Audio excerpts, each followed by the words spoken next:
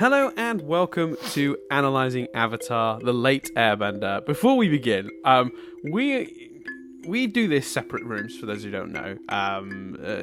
Chris at his own home, me at my home. We connect via the phone. I can't see what's happening in the room Chris is in. And then we have individual mics that record our sound, and then we edit them together. So we're talking through the phone, basically, in simple terms. And I just called Chris to start this thing, and he's immediately freaking out. Like it was like 5 seconds into our hellos, how you doing, that Chris starts freaking out because there was a big spider in his room, and I just want to express the amount of panic that invoked in Chris. It's quite remarkable. My favourite part, and I wrote it down. Warm, wouldn't it? My favourite part, and I wrote it down, was that you yelled, "Jess, have you got a big empty cup?" And she went, "No." And you just went, "But big spider." Yeah. Which turns out, Jess confirmed, was a daddy longlegs, which is in the spider family, but is a different kind of creature.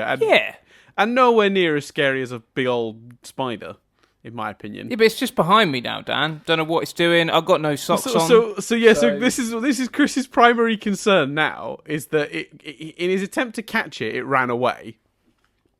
So now it's somewhere in the room and he doesn't know where. Speedy big spider. SBS.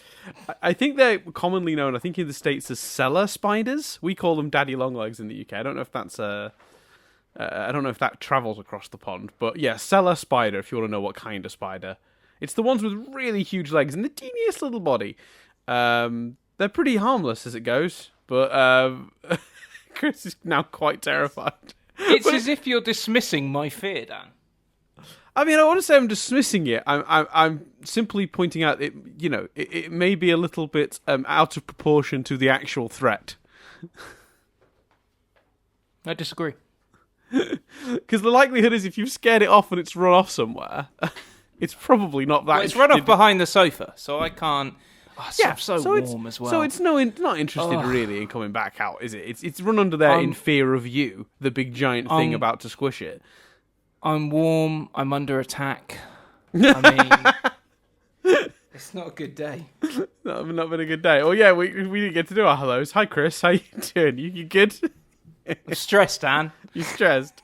All right. Well, let's relax you with some lovely chat about Avatar: The Last Airbender. How does that sound? That sound like a good answer to that problem? That would be delightful, Dan. That would put me. I'm still going to be thinking of the spider quite a bit, but it will put me at ease. I think chatting, and I'll do a quick blast. Hold on. Oh, there's that fan. Oh, quick blast. God. Okay, right. Fans off. Avatar time. Yes. People didn't come for this spider chat. No, they didn't. They came here to hear us blather on about Avatar: The Last Airbender. So we are on episode 6. Where are we? It's called Imprisoned. You said that with a slight tone of like saying what episode we were on, but also checking that I watched episode 6.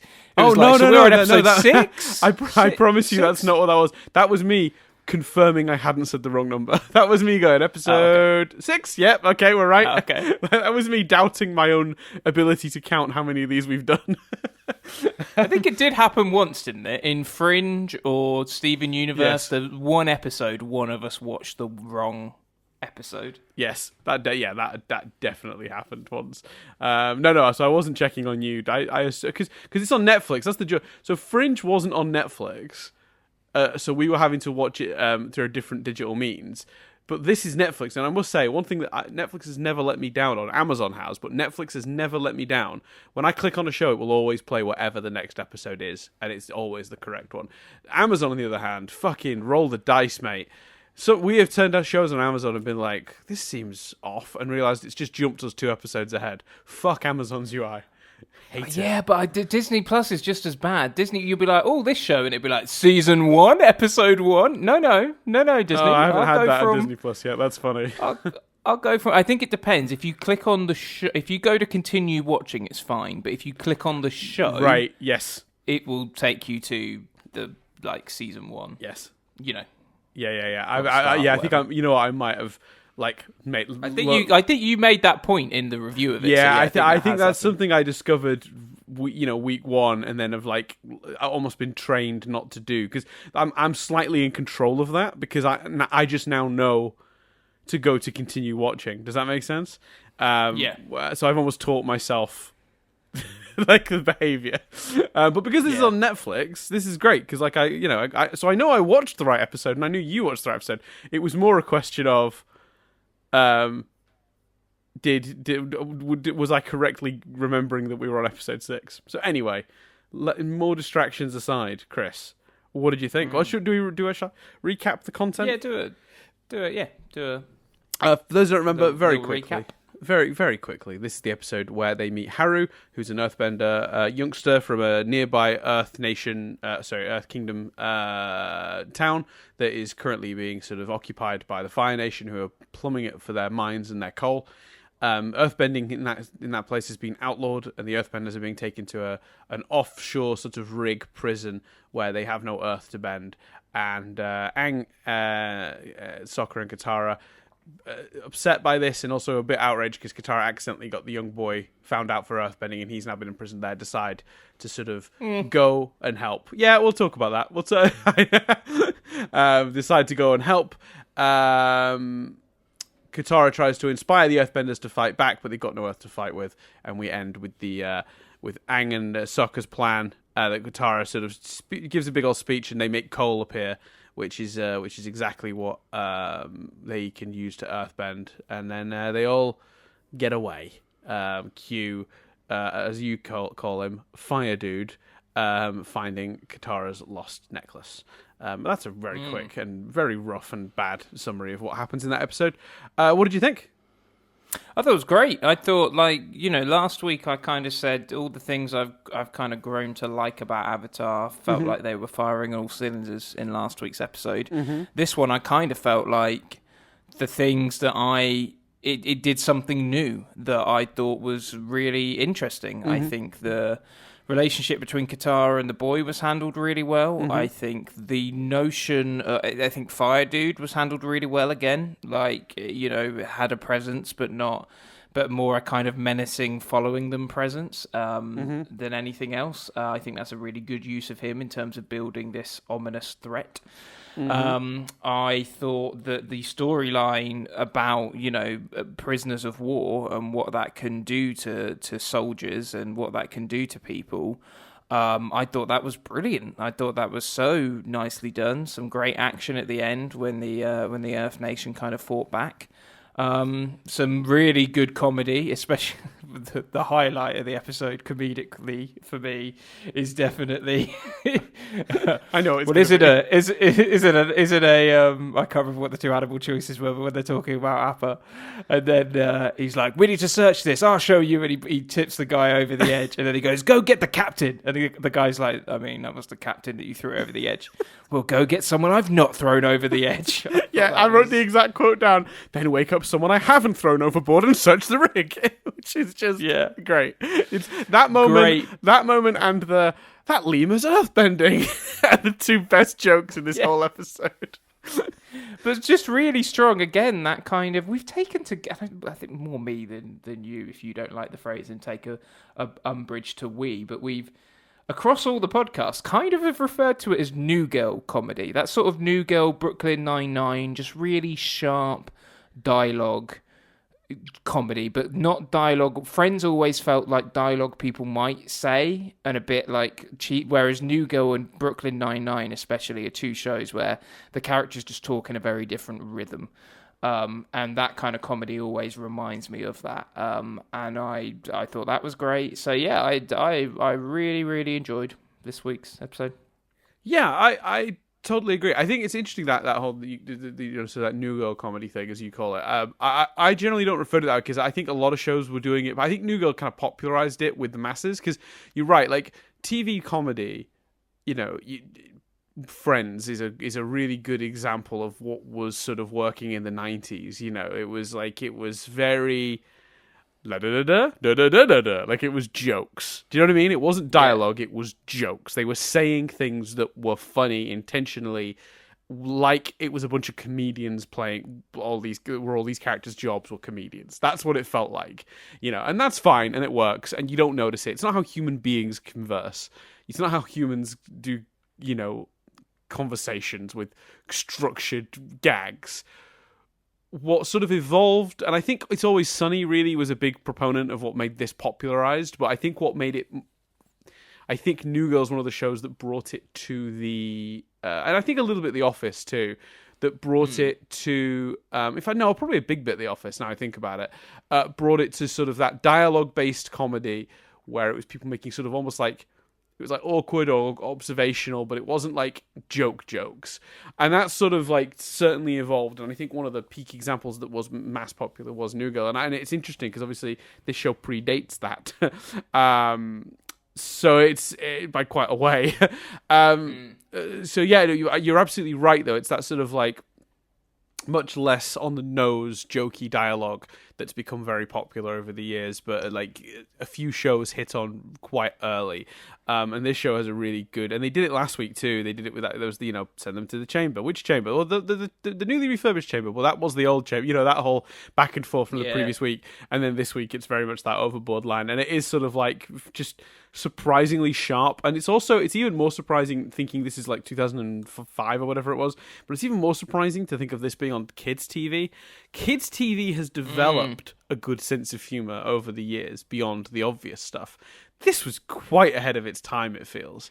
It feels very, very ahead of its time. We were mildly surprised Steven Universe took a really good tone with that comedy, but although that shouldn't surprise us because we live in a world where like Regular Show exists and a bunch of other really good animated comedies that do that style. But we were quite surprised Steven Universe did it as often as possible. So yeah, Avatar definitely needs to be commended, I think, for its and also its broad use of comedy as well, because it's not just that kind of comedy. Like the Momo one is a visual gag, isn't it? It's the rock earthbends and Momo happens to be stood behind it with his arms up, makes it look like he's earthbending, and then the other gag being that the soldier actually thinks he did it, and they have to tell him like that's a different style of comedy altogether, So it's definitely wandering a wide spectrum, and it's quite comfortable switching its comedic tones scene to scene. With no real sort of bump as you'd go over those like rough edges between the seams. Like it tonally, it all sort of meshes together very nicely. It doesn't really jar. The only negative I have for the whole episode is how angry, and it was deliberate. So it's not actually a negative, but I can't tell you, Dan, how angry I got at, and I apologise if there's young listeners, there's language that follows, and I apologise for that, but this is how I feel, and I have to express it. How angry I got at that utter ungrateful knobhead old man who they saved from getting crushed by the rocks, who immediately dobs him in. Yeah. Unbelievable. What knobhead of the week. What an absolute prick. Can we do that? Knobhead of the week. Well, only if there's a suitable, like last week, I don't really think there was a knobhead of the week. But you could argue. You could argue Boomy a bit. He did. He ran Ang through the ringer for no reason. Yeah, but that's the problem with committing to it every week. It's sometimes like that would be too strong for him. So this guy properly deserved it. Knobhead of the week. Yeah. Well, let's put people in the Knobhead Hall of Fame, right? And this guy, at the moment, is fully got a place in the Knobhead Hall of Fame. So to clarify, Knobhead Hall of Fame, he's the first name going in. No one from any of the episodes annoyed you as much as this. This guy deserved it. Well, I mean, obviously, Fire Dude's pretty knobbish. Is he in the Hall of Fame yet? Yeah. Well, maybe like he's knobhead icon. No, let's not make this get too complicated. I don't know. I'd have to think about it. But okay. I'm saying is, but the old man from this episode who dobbed him in it is an absolute prick. That's my main point, Dan. Yeah, I'm writing it down. We're going to keep track of this. He had no reason. Yeah, he had no reason to do that. No. And it upset me. Well, yeah, because you could sort of go like, I mean, I think the episode skirts around it on purpose. Like, they don't really delve into him at all, which feels weird for the show, because normally side characters all get a little bit of it. You understand their perspective, but I think the reality is they needed him to get caught.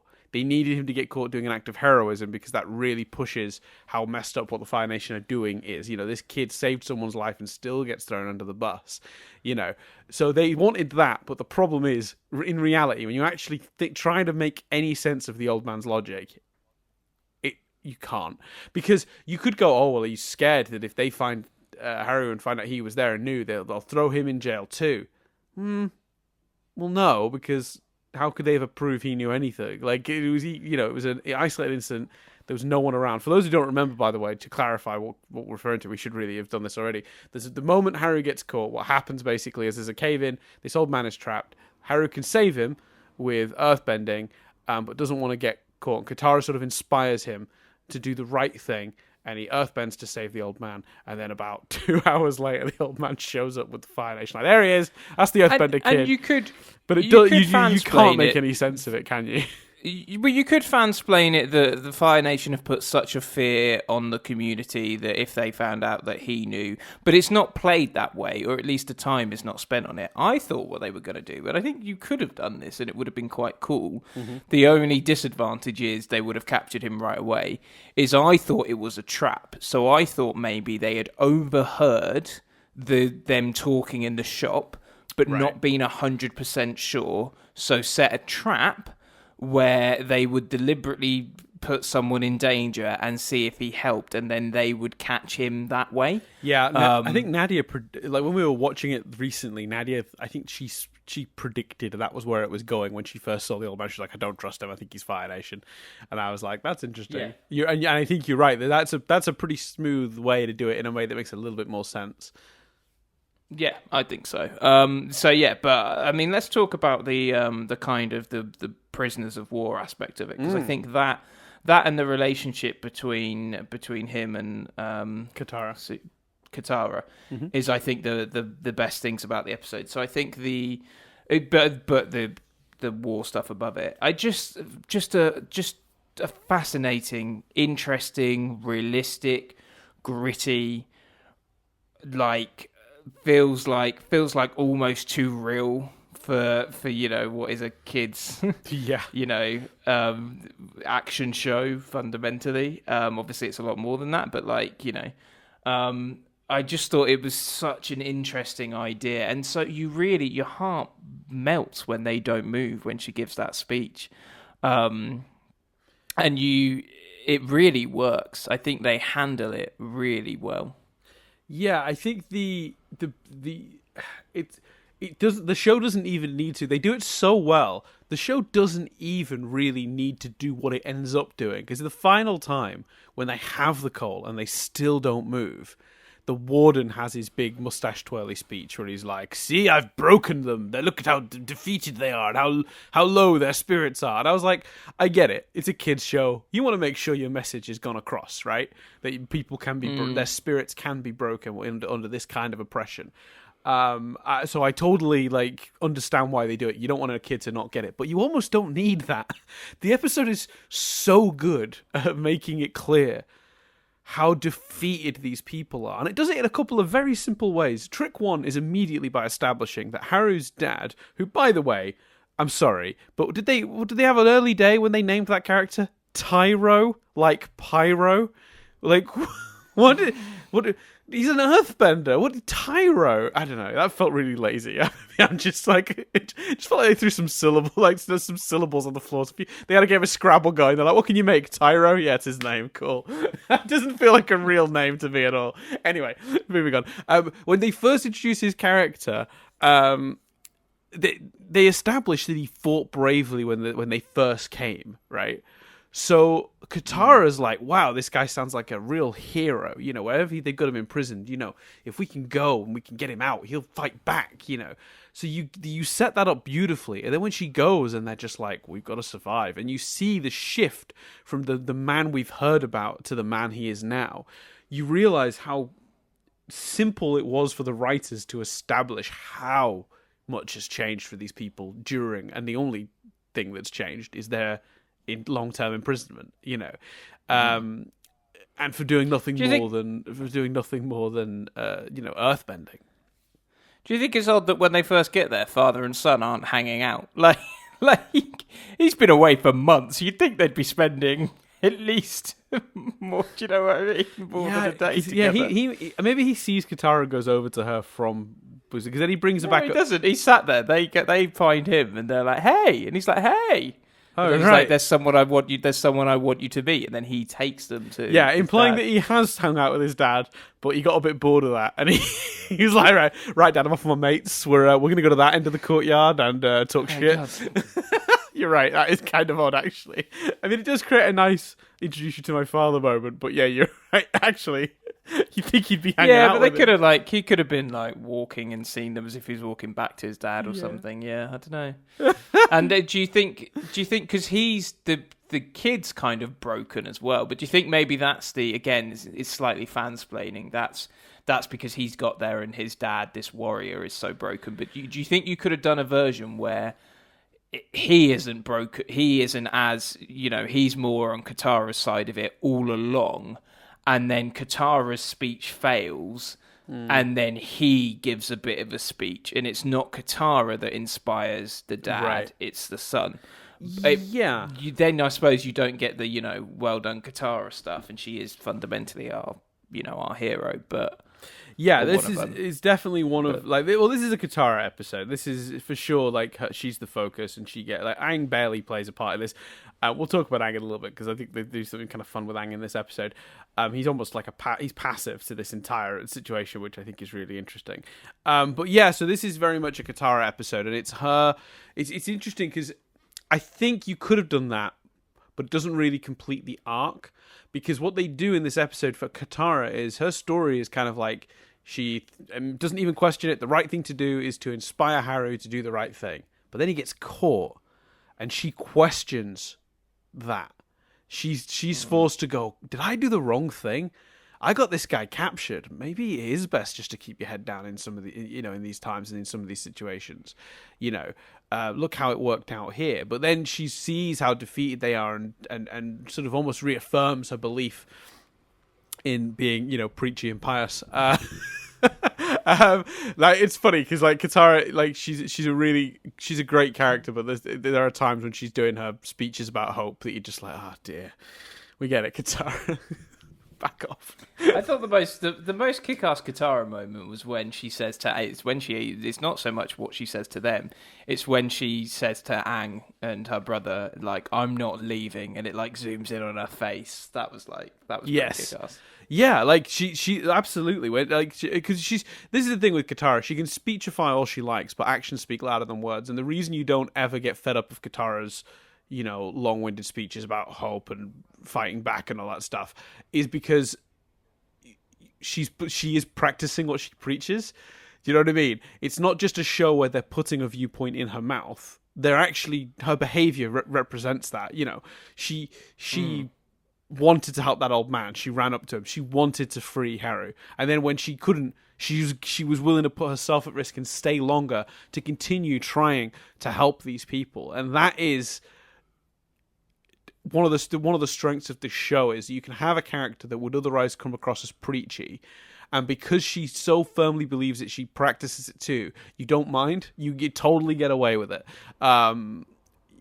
Whereas I think in a lesser show you wouldn't, because she wouldn't necessarily be always so adamantly, to use a phrase I've just used, practice what she preaches. So I think it's very well done and very well handled with her in this episode. Yeah, no, I completely agree, and I love her relationship with the kid as well. I can't remember his name, but partly because I can either remember stuff, but I don't know if it comes from things I've heard or references you've made or things I remember from watching the whole series, but I'm pretty sure Aang and Katara is a bit of a storyline. But what I loved about watching this was I was like, oh man, she's and I'm glad they didn't go down the Aang jealousy route, by the way, which they could have done. But I was like, oh, she's so these are both children of this conflict, and they have both suffered losses, and they really connected and had a really nice bond. And I almost wanted, I think Avatar, partly because other shows we watch like Steven Universe, Infinity Train, you kind of it feels long sometimes. Avatar, not in a bad way, but sometimes just because a lot of the animation I at least consume is 11 minutes. Avatar can feel longer. I don't think I've ever watched an episode of Avatar and thought, oh, I would have liked an extra 10 minutes. But with this, I was kind of like, oh, we have that really nice scene of them. And she did all this fundamentally for him.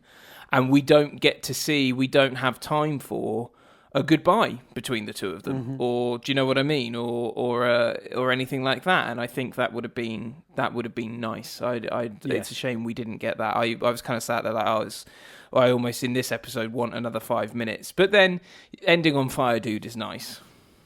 Yeah. I mean, we could talk a little bit about with Katara and Haru's relationship. I think you're right. It's good that they didn't play the Angelus route, not just for the obvious reasons of it would probably distract from what this episode is about.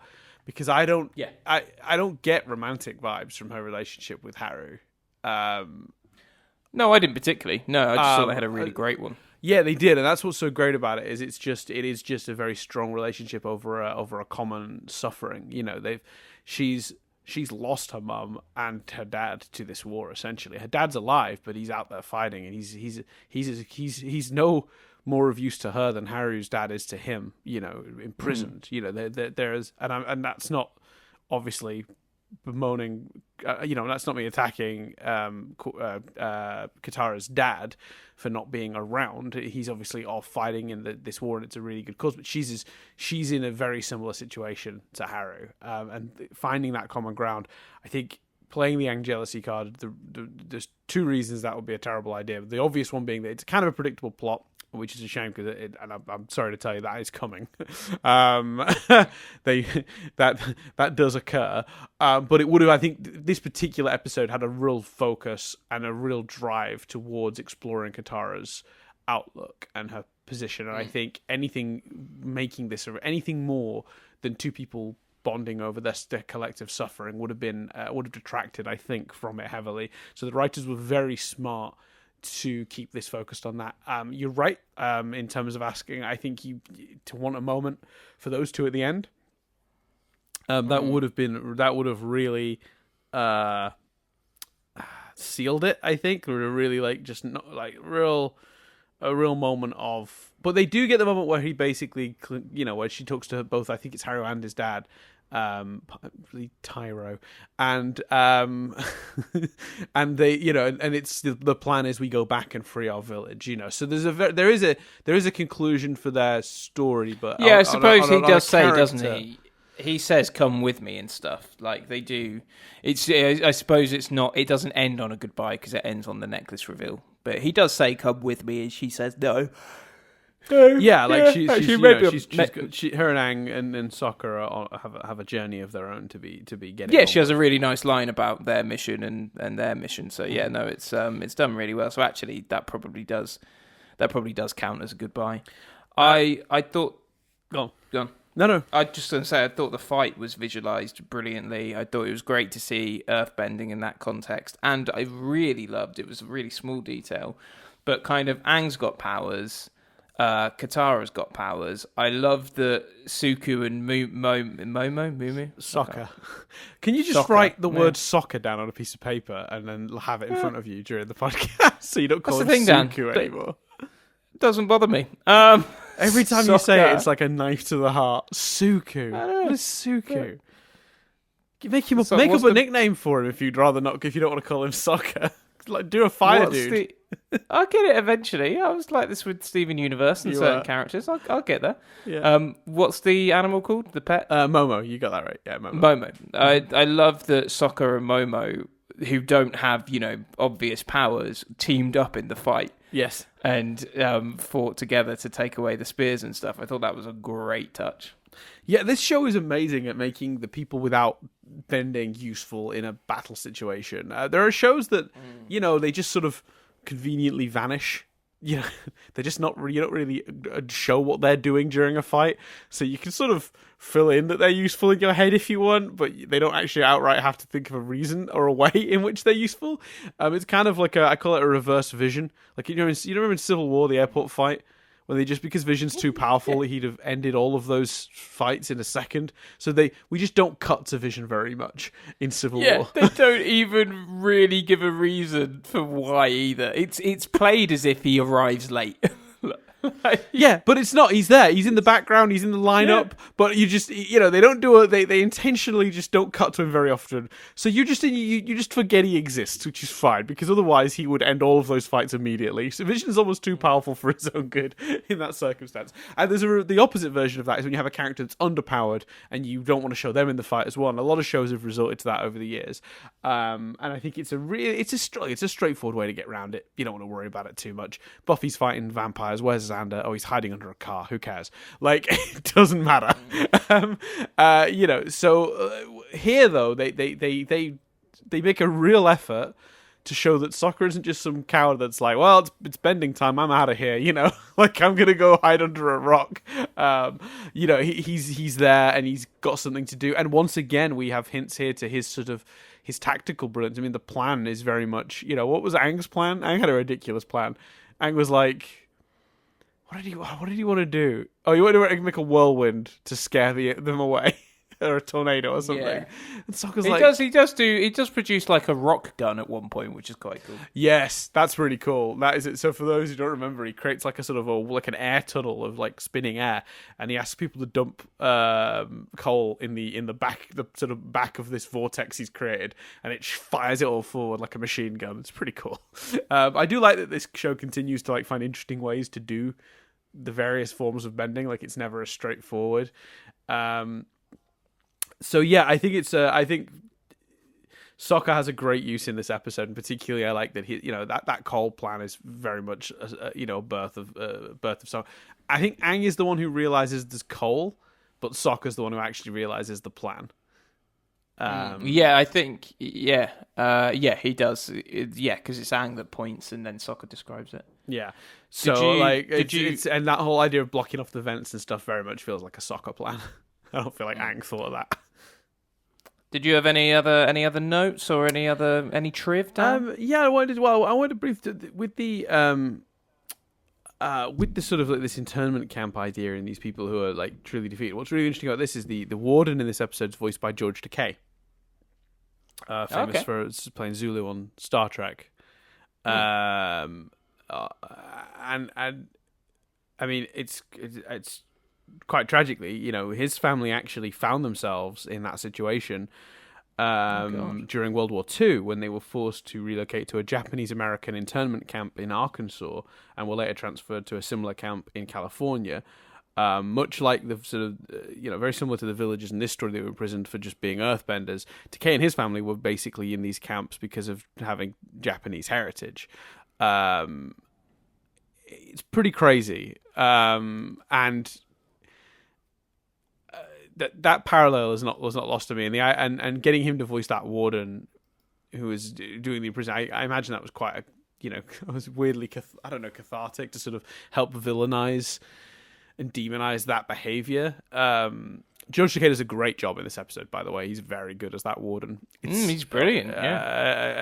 But thinking on his situation, I thought that was really, really interesting, and just some really good casting in general. I mean, even regardless of Takei's history, but this is a particularly smart bit of casting with that in mind, I think.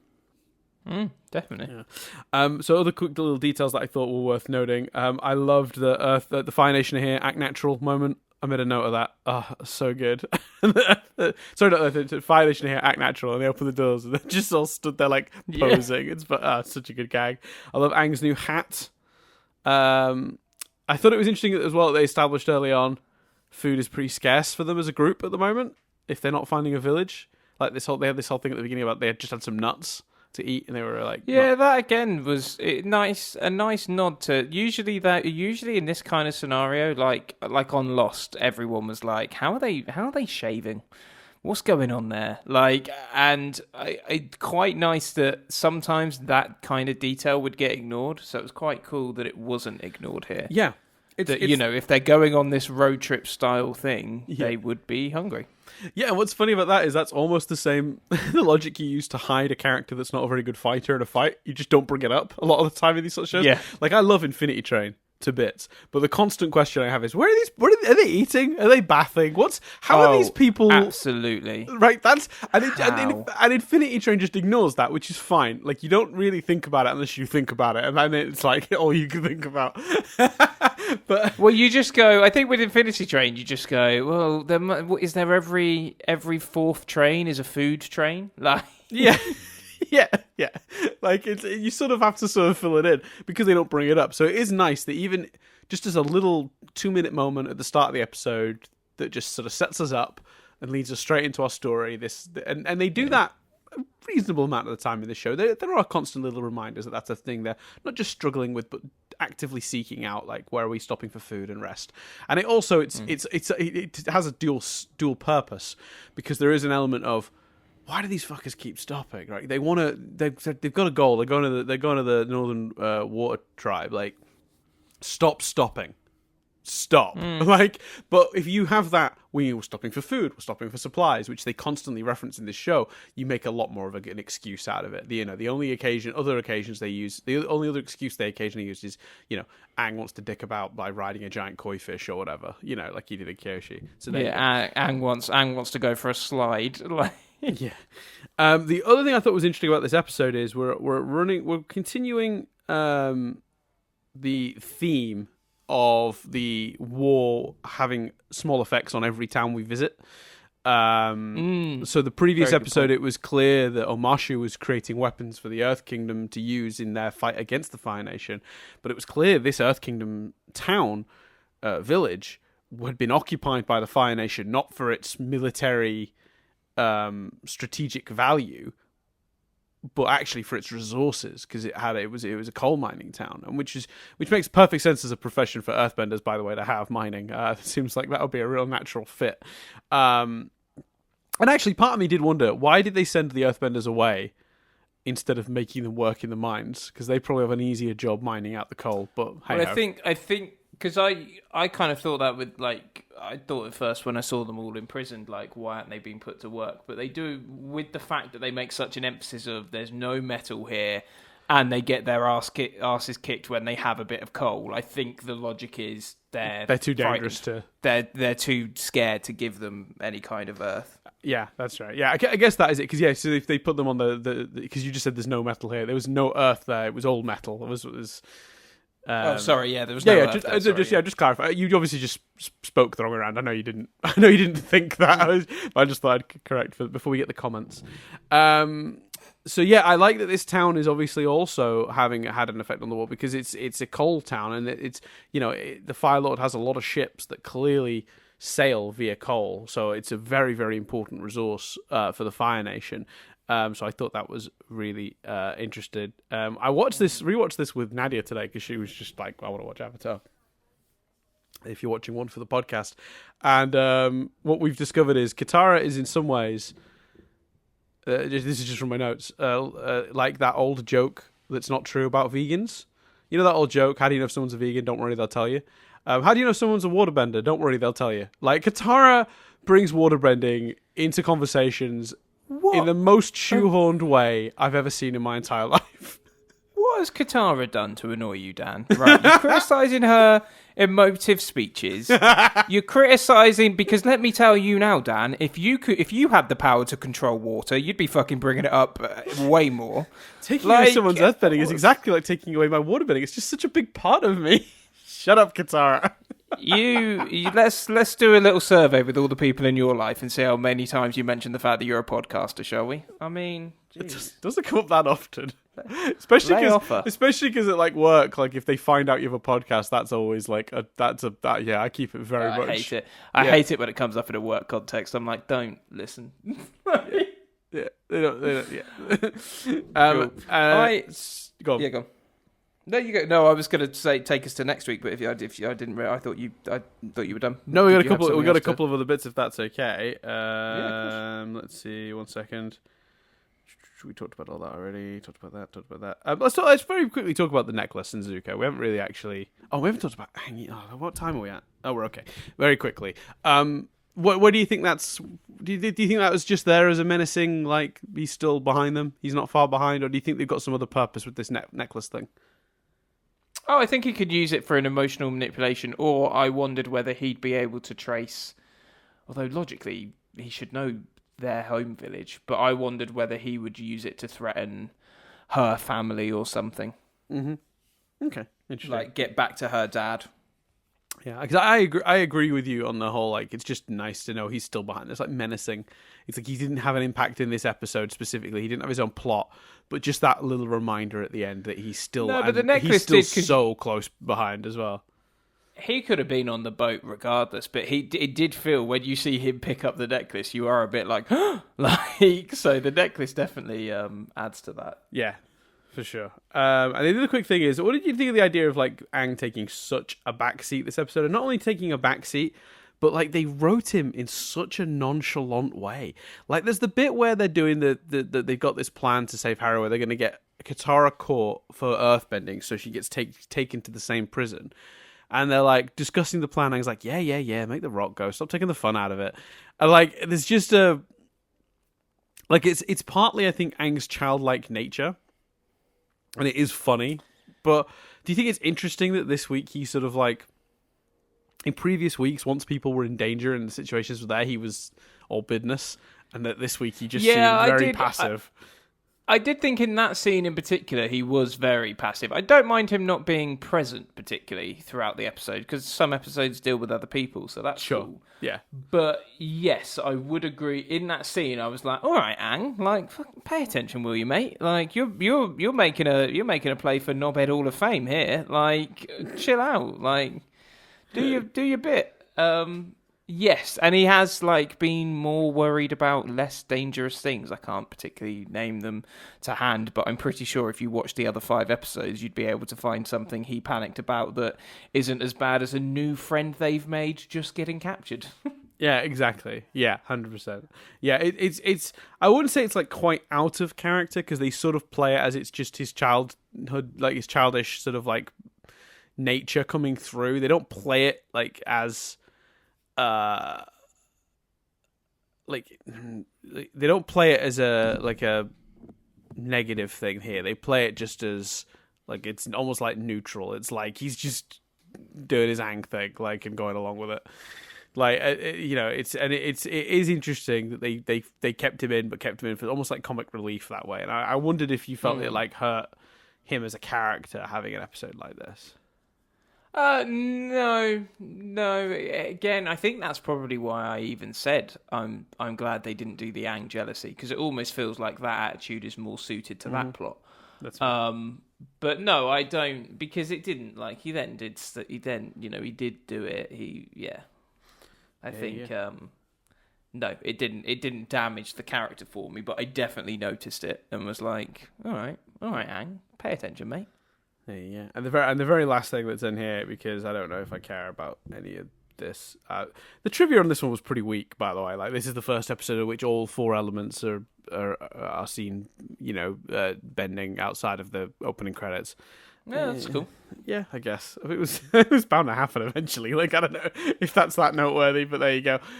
It's also no, I think that is. I think that's cool. And also, it's the first episode of the series that's name does not start with the word "the." That's less impactful. Yep.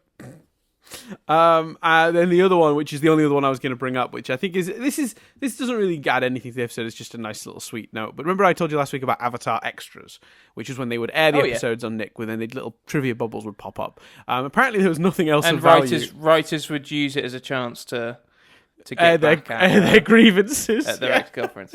Yeah. Well, this one, there's just a sweet God damn it, Debbie.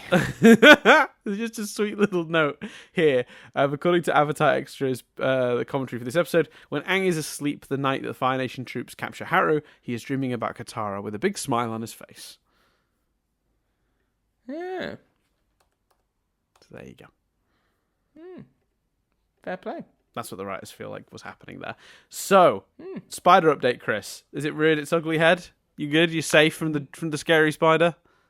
No, I have noticed what I think is like a bite or something on my arm. Oh dear Lord! And so that I'm pretty worried that's the spider. I was going to say about next week. It's a 2-part. I see from the description. So have you because it's a 2-part, Dan? You're going to give me a little tease. We'll look at the more spiritual side of the Avatar sort of role. Okay, that's cool. Good tease. I honestly thought then you were going to go, no. I nearly did, and I was like, actually, no, I think I can give you a vague one. Just a really vague one. Because I think that's good like, tease. it's this episode, this upcoming episode, I always remember finding it kind of jarring the first time I saw it, because it explores a very different side of the Avatar's role to what we've had described previously. You know, we've always heard the Avatar's job is to keep balance between the nations, you know, between the various forces and almost countries that exist across the world they live in. There's another part to his job that this next episode introduces. And initially, I got a little bit of like whiplash from just like, oh, he's responsible for that too. Like I remember watching it the first time and feeling that way. I don't know if everyone does, but some people for sure. So there's a little hint for you.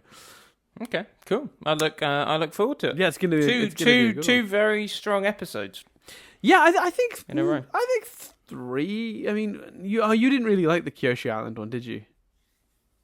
Remind me of that one again. Kyoshi Island is the one where Aang had his little Beatles fan club, and he. I didn't mind it, but yeah, I definitely enjoyed these last 2 more. But I think I enjoyed last week, from what you said, more than some people have. So yeah, and a little more than myself. I mean, I prefer the Kyoshi Island episode to the Boomy episode, because the Boomy episode to me is kind of like mildly flawed in just the idea of like it doesn't really make a lot of sense what Boomy's doing. And with the Kyoshi episode, we've got the cool sort of Aang plot and this emotional punch at the end of the damage he's caused just by staying there longer than he needed to, because you know the Fire Nation caught up. But then also like you've got the Sokka learns not to be a sexist plot, which is one of my favorite storylines from the first season at all. Like that Sokka and Suki and then meeting and that whole and him in the Kyoshi warrior outfit and training and stuff like that. I love that plot so much. So for me, I think of the 3 episodes we've just watched, I think that's actually my favorite of them. And then this one, and then the Boomy one last. So Sokka can learn and grow, but the minute Katara makes a little speech, you're dead against it. Well, she does. I mean, would you describe Katara as growing in this episode? Yeah, I think she stands up to Aang and her brother. I think she. I didn't say she grew. I feel like Katara at the beginning of the episode doing this the same as the Katara at the end of the episode. It was more me giving Katara some love because you've decided you've got some sort of issue with her. I mean, she is my. I will say right now, she's my least favorite of the 3. Unbelievable. I mean, I'm allowed to think that. I like her as a character. She's fuck all this week. She's an important part of the team. I understand that. I just, like I said, she walks a fine line. That character for sure for me. Yeah, fair enough. No, fair enough. Very quickly. No, so in all seriousness, Moo it's my least favorite of the core. Momo. Yeah, Momo. Just write the names down on a piece of paper and have it nearby. I don't know. I don't know why we suffer through this Moo and Suki stuff. Because I want you to know, when I get it wrong, I feel no sense of embarrassment about that. I understand that you don't, but it cuts me like a knife every time. But that's only adding to it. All right, cool. Oh, it's Laphis all over again, isn't it? Right. For those of you who want to get us on all the social medias and stuff and send messages and comments about your thoughts on this episode or upcoming episodes or anything like that, feel free to send them. You can get them at me at Dan Doolan. Don't send upcoming stuff to Chris, though. He's staying spoiler free, but he is at C Billingham. You can email us. Nothing but static. Oh, no, it's not that anymore, is it? That's changed. It's mail at nothingbutstatic.co.uk for emails. patreon.com/nothingbutstatic. You can hear the very next episode of this right now. If you want to hear us talk about the winter solstice part 1, the spirit world, you can get us right now by paying as little as $1 a month over on the Patreon. Less of a good tease now that it's become apparent you basically read the title, but we explore more, Chris, of the spirit world side of the Avatar. Well, that's why I then went on to give the explanation about the Avatar's role, because I was like, I'm only, Dan, if we're honest with ourselves, I'm only digging at you to defend Katara. I'm gonna drag you down so that so no one takes you as serious when you talk about Katara. Your one true love, Katara. What is it with girls in blue? Definitely no. Lapis is absolutely my girl. I like that the original thing when we were watching Steven Universe was that people thought you were into Pearl, but it turned out Lapis was your one true. I mean, I'm not actually into any of them. I want to make that very clear. But if I had to be into one of them, I'd have been into Lapis. There you go. Although, obviously, water. There's a connection to Katara, so maybe that love will blossom. Yeah, maybe.